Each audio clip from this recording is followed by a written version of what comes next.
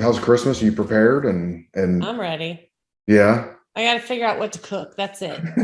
That's easy. That's my favorite thing though. So that's like fun for me. Gotcha. So we're live now, and so I don't have any specific agenda. So just FYI, let you know. But I think the first thing we start off with what's special that you cook in the house. What's the special dish that everyone looks forward to? Oh gosh. The funny thing is that I don't like to repeat things. Really? I do dinner parties a lot, and I actually have a spreadsheet of what I've served to different people over the years. And I go back and I'm like, has it been enough years? Can I serve that again? So we're Yeah, always looking for something that's more fun and interesting and exciting. that's We cool. eat the normal week that way too. My Yeah. husband and I will be like, didn't we just have this? It was like 3 months ago. Well, that's cool. So if the Lord has a different direction for you, that might be a chef one day. Sounds like. you know, um, No. No, I want really? to do it for fun. I don't want to do Yeah. it with all of the other things involved. Ah, gotcha. Yeah. I Yeah. think when you start doing something professionally, you lose some of the creativity and spontaneity of the skill itself. Well, yes and no. I just know what it takes to be a restaurateur. Mm, And I don't want to be another employee ever. true. Yeah. So that would be what it would be. And that that talk about taking the joy, because cooking is the least of the things that you do. Yeah. Yeah. And you're also cooking for 300, not for 12 that, love you no matter what happens. 12 that if something messes up, you can order a pizza and they'd be just as happy, right? Right. And you're not going to get those Yelp reviews that are Yeah. because somebody was just in a bad mood or didn't Yeah. ask for what they wanted or anything Yeah. like that. Yeah. Well, I have to tell you, I'm happy we're getting on this here. Last time we spoke, maybe a couple months ago, and I was quite encouraged by your enthusiasm and your energy, and so I love that. Thank you. Yeah, I run into a lot of folks that have kind of they're thinkers, if you will, and they're more internal kind of processors. And I'm not saying that you're not or anything, but your energy and vigor was um, quite awesome. Quite Well, yeah. So Well, thank you. I like to bring that, especially, since what I do is not always considered fun, writing processes, managing projects, a lot of those yeah. things, especially for a business owner, can feel so like the last thing they want to do. Yeah. Now, I love it. Of course, we do it. That's part of Yeah. why love cooking so much. I love the planning part. I love the making Yeah. sure everything comes out at the same time part. Hmm. But that is not a normal business owner's approach to that stuff. Yeah. And so, anytime we can bring the energy or the funny titles like Yeah. mine to Yeah. the party, it just makes it a little bit more There's some like fun. normality and some authenticity to it, I Yeah, think, as well. yeah. And yeah. Well, let's jump into it a little bit. Okay. Tell me more specifically, niche and kind of y'all's specific expertise relative to the business owner environment. Sure. We work with very small businesses, 25 people or fewer, Yep. usually in the professional services area. And, it is always in the professional services area, but usually their deliverable is a project. Mm. And we define projects very loosely. So Okay. it could be, you know, installing the electrical work at a, commercial building. Okay. It could be running a case as a lawyer. Okay. Any of those things can be run as projects. And so we look at that as the fulfillment of what you're selling. That's the deliverable. And uh, that's always what we focus on first with our clients is how is that fulfillment area working for you? Who Interesting. we don't work for are people who deliver widgets or run a manufacturing, that kind of thing. So we're not in to streamlining and optimizing those areas. It's much more of that service oriented work. The exception might be software products. Okay.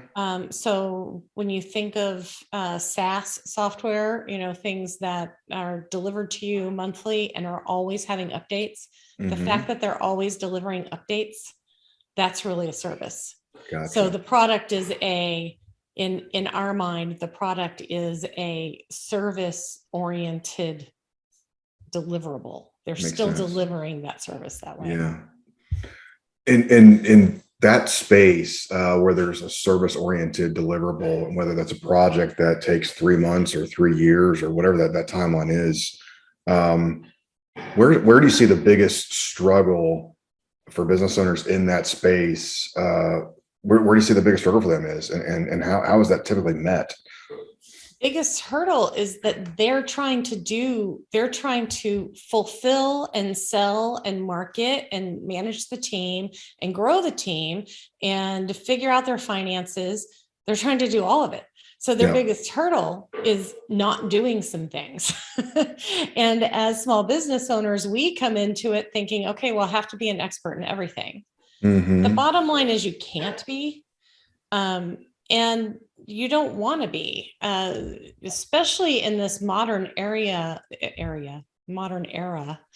of all of the fractional options that you have out there. There are fractional CFOs, CMOs, HR, project managers, operations people like us, sales teams. There's this ability to tap into this great resource and this great experience without having to fully pay for a full-time employee to come in and do those things. Some people come in, set you up and leave. Others will stay forever and work a day a week for you. But it's an option that small business owners in the past haven't had. And now it's becoming much more common for you to go tap into that expertise and allow yourself the space to do your gift and to bring your gift to the business and to your team. And that's got to be a hard challenge in working with business owners. I've worked with a bunch over the years as well, where getting them to understand that they might be the bottleneck and they need to give up some responsibility or delegate and leave alone. How do you overcome that challenge? Well, we're always the bottleneck. There's no way around it. And as you continue to work on your business and start to grow your business, you're going to find other places that you're the bottleneck. And those are the things that are holding your business back. You can't keep pushing ahead if it stops with you. And that's on 2 levels. So not only is it preventing your team from continuing without you, it's also preventing you from focusing on something that's probably more important than whatever that thing is that you have to do in the moment to keep things moving. The other thing that it does is it actually reduces the value of your business at exit. So if a new owner is not able to see themselves come in and sit in your seat, then the value of your business is tremendously lower. And so part of what you're trying to set up as a business owner is that you don't have to be there, that it runs without you, right? And that makes complete sense as a firm coming in to potentially buy your business or evaluate buying a bunch of businesses. If they see chaos in that seat, they're like, I don't want to mess with that chaos. But they see cleanliness and systems and I guess better described. You might do better than this than I can, but processes that allow for efficient changes and stuff like that would make someone want to pay a higher price for their business. I mean, that's kind of self-evident. Yeah. Absolutely. And that process and method that you're using to fulfill is also part of your brand. So even before you get to that exit, your clients are noticing it. What's the cohesiveness between the sales process and the fulfillment process? Is it being handed out off well, or are you starting over when you get to the whole other set of people that are going to do the work? And then in the long run, how do you end up getting that great review or testimonial or piece for your portfolio or whatever you're looking to accomplish as a overall measure of success? How are you getting there? So what is the experience of your client from the first time they touch you as a lead all the way to when you say, hey, would you mind writing a Google review for us? And they say, absolutely. What great things can I say about you? How do you build that path? And until you have that fulfillment part right, that part that what you're selling, what you're delivering, until that part is right and smooth and not chaotic, selling more into your business just starts to break it worse. And the more people you have that are mad at you, the less likely you're going to get that great outcome in the end. So we always focus on that fulfillment part first. We push the owner to do the sales and stay in that area until they're ready to, usually by ready, I mean, have enough money to hire a sales team or a salesperson or an outside fractional sales group, whatever they need. And at that point, now you're operating more like a CEO and less like a high-end freelancer who happens to have some people that are knocking out some stuff for him. That total makes sense. It's a mind shift there. I would do folks come to you guys, or do you guys get engaged with folks that are wanting an exit within a year or two, and then there's this stop down of like, well, that might be premature, and here's why. If we do X, Y, and Z, it might be a 2 to 3 year exit or 3 to 4 year exit, but your value could go from here to here. Do you see that happen often? We are usually working with people that aren't there yet. Okay. And in fact, some have never thought of anything other than, oh yeah, my business is an asset. It's going to be sold one day. They haven't thought beyond that. And so they're still working so in it that they almost can't even imagine exiting yet. Oh, okay. That's one of the things we try to bring up when we first start working with them is how long are you going to do this? 10 years, 15 years? Are you going to partially retire and keep running it? And that's going to be, in lieu of sale, or what is your long run plan? So, yeah.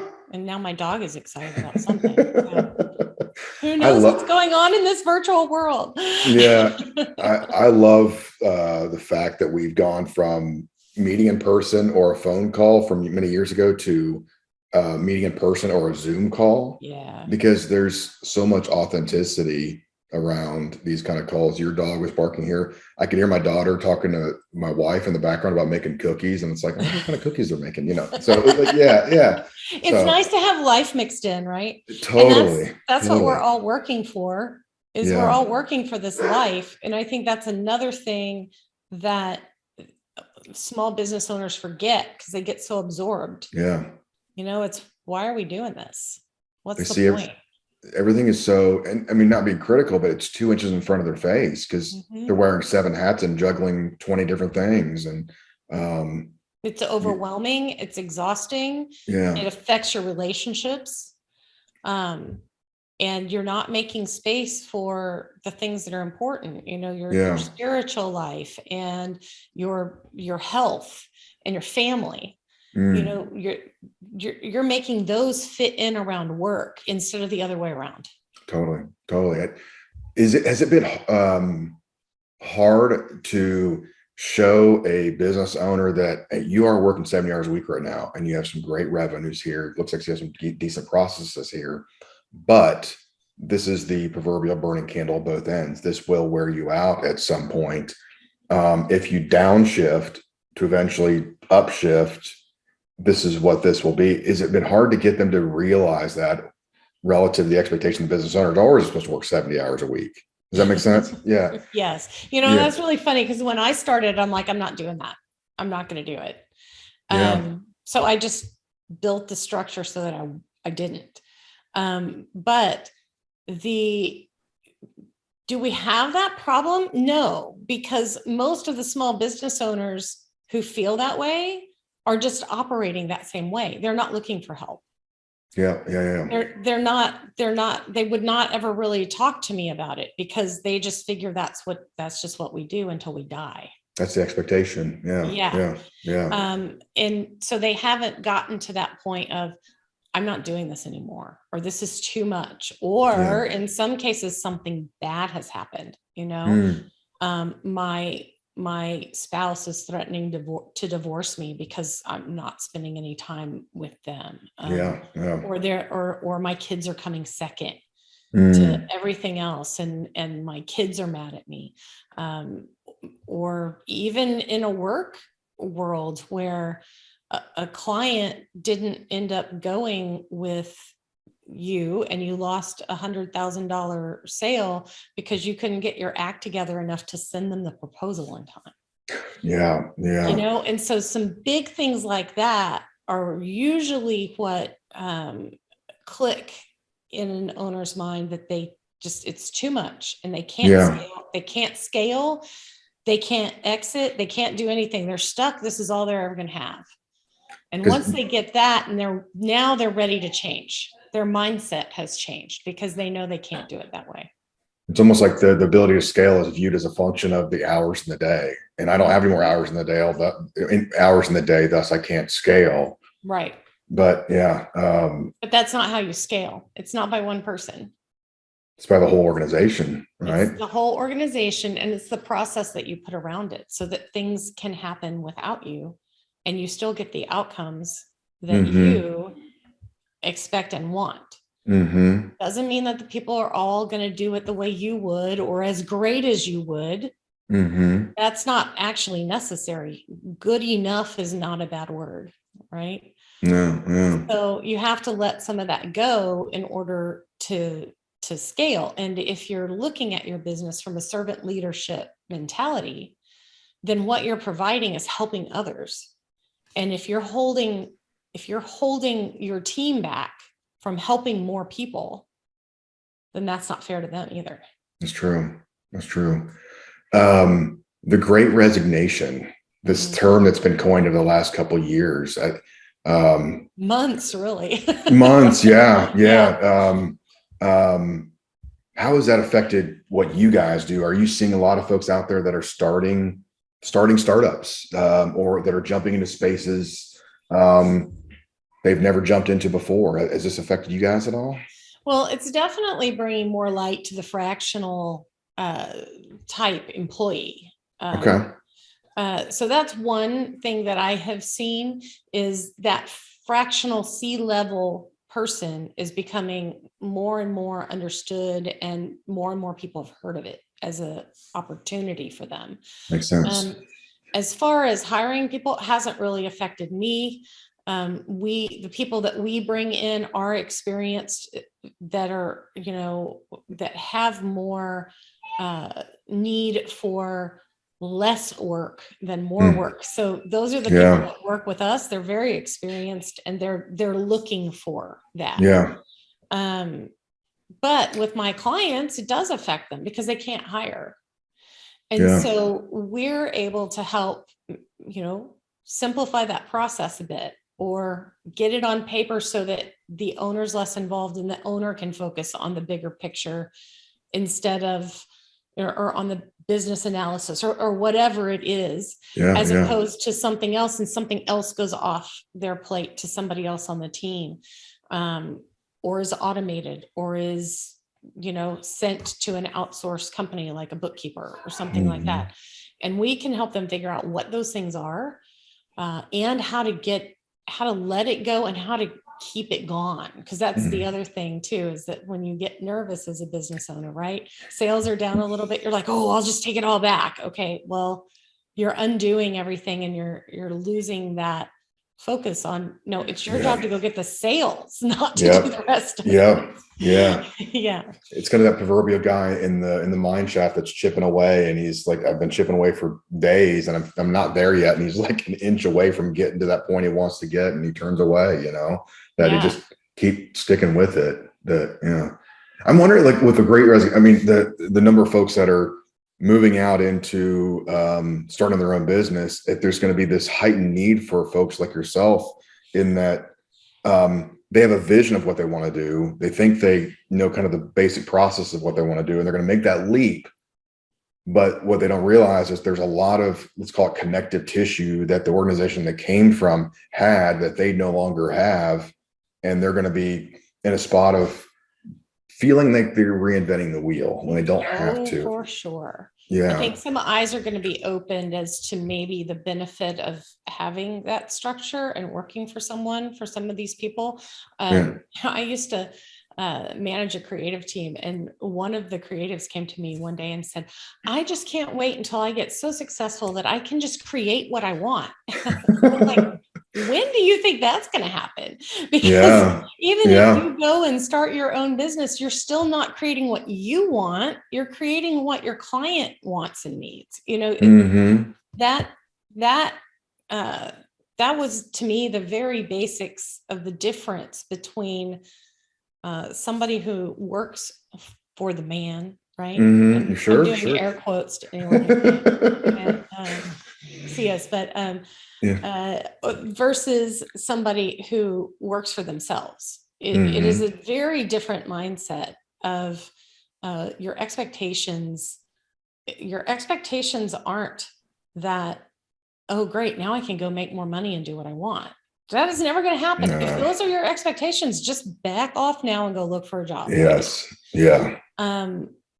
You are developing and growing a thing that's living and breathing that you have to care for all the time. Yes. It is like a needy child. There's always something. I can't even tell you the number of things that I'm like, oh, I want to try that. I want to try that. I want to try that. And you have to cut yourself back to the things that you're capable of doing, that are the highest priorities, that are going to make the biggest impact. And you can't do all of it. Yeah.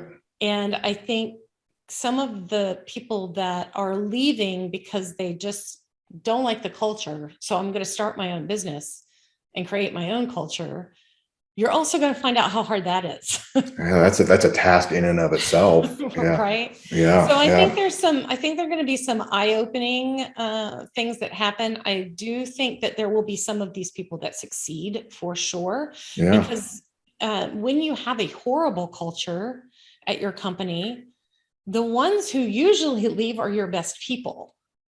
Yeah. And your best people probably have the capability of figuring this stuff out.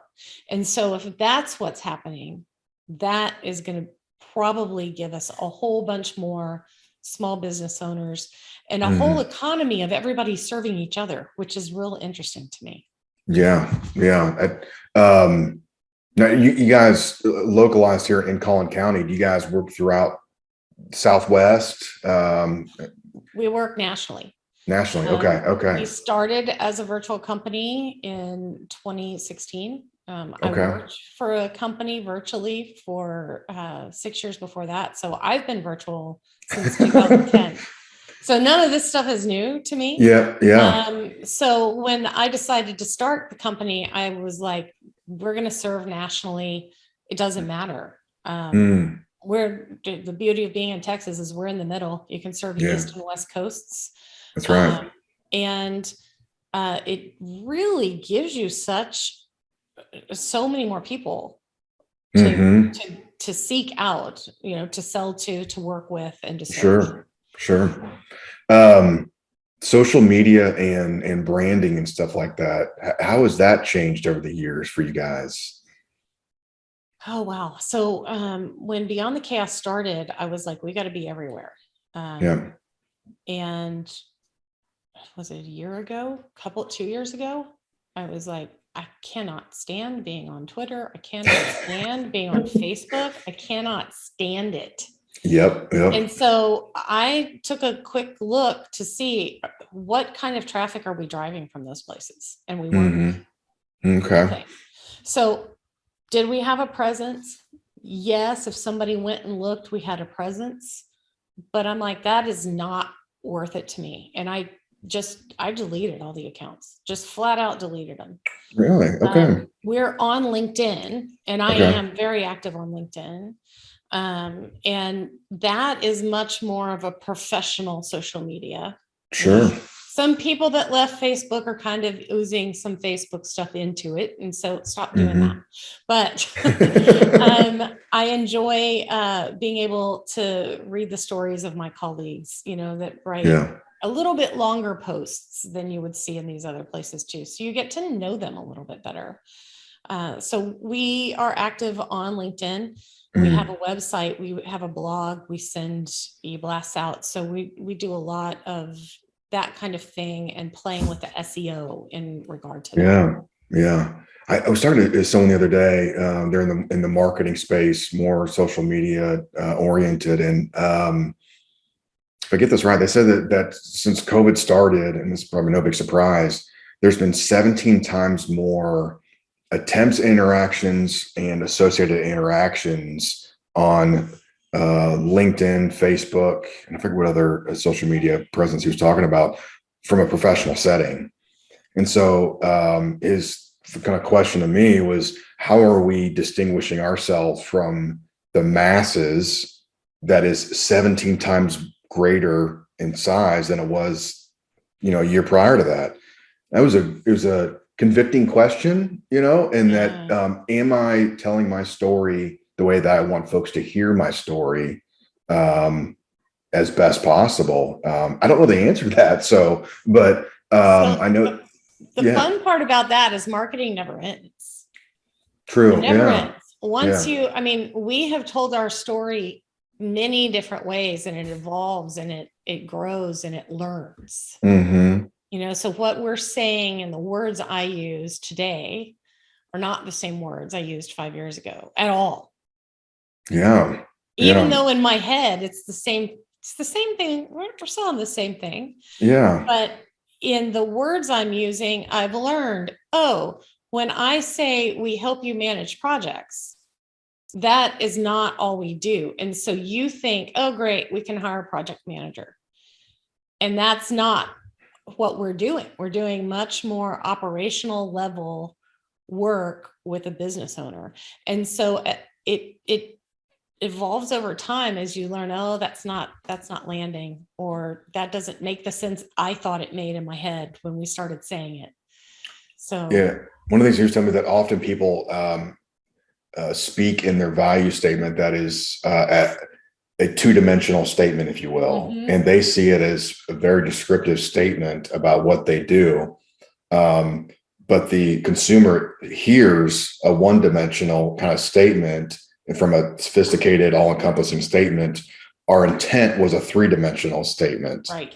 Yeah. Right. And so I was thinking about that, and it's like, am I using nomenclature that is specific to my industry that I think is actually simple, but then when someone else hears it, it's based on their interpretation of what the meaning of those words are. And then I, went off into get another cup of coffee and spiral less out of control. So yes, yeah, And that yeah, just keeps going. It just keeps it does. evolving. And Yeah. and even, right now we're saying fractional COO that's scaled for small businesses. Hmm. I think that is being heard the way I want it to, but we have to get that feedback. So when we get Yeah. that feedback and they're like, I don't understand what that means, as you start to explain that to more and more clients, we've probably started about 120 clients over this time frame, and as you serve more and more, you start to get that answer more clear in your head. So Very much so. your clients are the ones that tell you what they need to hear. Totally. Totally. What do you see coming up in 2022? So what are some hurdles? What are some challenges? What are some successes I think that you guys think you'll have? So there's a couple of things that we're looking at. One, I'm looking at more targeted partnerships with people. Um, we, like many people, got EIDL loans during COVID. Hmm. And, but I mean, our revenue stayed. I got it just in case, right? Sure, sure, Just of in course. case. It's very inexpensive money. And our revenue stayed. And I'm like, okay, we're good. We're good. So I decided I was going to spend it on marketing. And let's see those things that I would have never spent that kind of money on. Let's see what impact they have. Hmm. And what I learned through 2021 and that plan was that the same two things at the end of 2021 that drive my sales were the same two things before all that. Really? Yeah, it's relationships, people I know, and Yeah. word of mouth referrals. Sometimes it's a speaking event or something like that, but I count all of that kind of as word of mouth. But the other one was my partnership with Teamwork, which is a project management tool. I am listed as an expert on their site. I have a little page and it links back to us.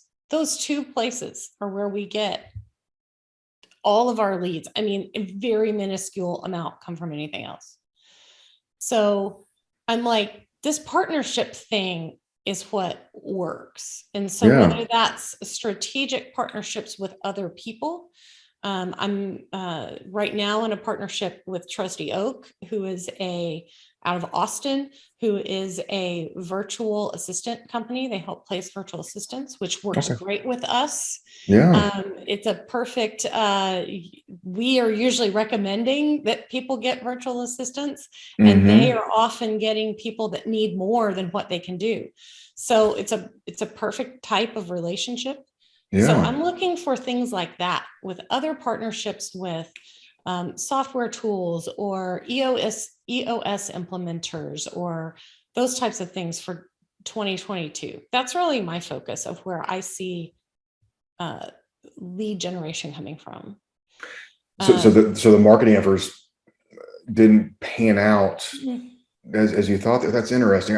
Isn't it? Um, I've always thought that, the better and faster technology gets, and I'm not even, articulating it well enough to understand really how technology guides our lives, but um, it will never be able to replace the human interaction. No matter how good it gets and fast it gets, it just won't. There's a dynamic there between two people that you cannot replicate. And so, Nobody buys from beyond the chaos who doesn't like, trust, and yeah, know me. yeah, And so uh, I remain the face of the company, but that was one thing we did make a change last year. We changed the website to be less me and more company. okay, I'm still the face of the company. I still speak. I still do the sales. I still do all that. But we wanted it to look more like a company and less like Susan's company, you know? gotcha. So that was one thing that actually was a cool, interesting marketing twist that Yeah, we did last year. It has not dramatically affected things one way or the other, but I do think it makes people understand more what they're going to get when they come to us. totally. So that's one thing for 2022 that I'm looking for as a challenge, and Yeah. will be an interesting, different approach. The other is that, and fingers crossed, and if Goldman Sachs is still listening to me, I still want it. So Goldman Sachs, 10,000 small business, it's a program, and they're taking Mm, 10,000 small businesses over the country and putting them through. I mean, it's essentially kind of like a mini MBA. They spend time really? on each area of your company. You get a mentor. You have homework. Your end deliverable, your final, so to speak, is Yeah. a strategic growth plan for your business. And I am really hopeful to get accepted. I'm supposed to find out this week. So I hope they accept you. I do So too. yeah, yeah. I pray that they will accept you. I don't know much about that, but I know you'd be an invaluable asset to all of that. So Oh, well, thank you. It would yeah, be a great learning opportunity I can't even imagine what Yeah. I'm going to absorb in that. So that's my other goal. But of course, if they don't accept me, I'll have to come up with a new one. Aren't they moving a headquarters to Dallas? I don't know if that's the case. Everyone's moving to Dallas, right? But Yeah. so It's more who's probably, not. Yeah. probably. Yeah. Yeah. But this is the Dallas one, and I actually go to class in person all day, once a week. Really? Okay. Yeah. I mean, Yeah. that's going to be cool too. Back to being I'm a just student. excited Yeah. to go be around people all day. Yeah. So Yeah. I want to learn more about that. I didn't know anything about that. That sounds really cool that they're making that investment, taking that initiative to do that. some of Yeah. my colleagues have gone through it and said it's amazing that you Really? learn so Okay. much. Yeah. Gotcha. Wow. Like anything though, you get in what you put in. So Yeah. or get Yeah. out what you put in. Gotcha. How can people get in touch with you? So I'll spread this to all ends that I'm aware of. And so I want folks to hear your story and have more questions for you and then get in touch with you. How can they do that? So I'll give them a little free giveaway. Okay. Go to beyondthechaos.biz Okay. / ebook, and you can download our free ebook that gives you 3 ways to remove chaos from your small business. And a little bit of structure on how to do that. If you're not into reading the ebook and you're like, too much, too overwhelmed, all of our contact information is on that page too. So you can email or hit me up on LinkedIn. All of that is on that page.